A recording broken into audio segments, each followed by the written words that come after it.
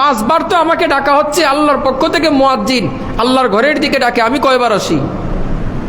5 বারেই তো মুয়াজ্জিন বলতেছে আল্লাহু আকবার, আল্লাহই সবচেয়ে বড়।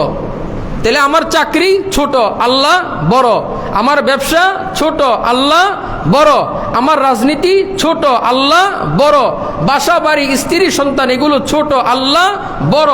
তাহলে আল্লাহ যদি বড় হয় তাহলে আল্লাহর কাছে তো দৌড়াবো, ছোটর কাছে কেন পড়ে রইলাম?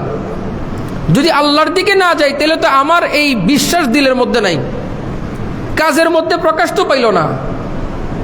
কি ভাই, আল্লাহ যদি বড় হয় তাহলে আল্লাহর বিধান বড়, আল্লাহর আইন বড়, কিন্তু না, আমাদের কাছে গণতন্ত্র বড়, আমাদের কাছে সেকুলারিজম বড়, আমাদের কাছে জাতীয়তাবাদ বড়, আমাদের কাছে ধর্ম নিরপেক্ষতা এটা বড়।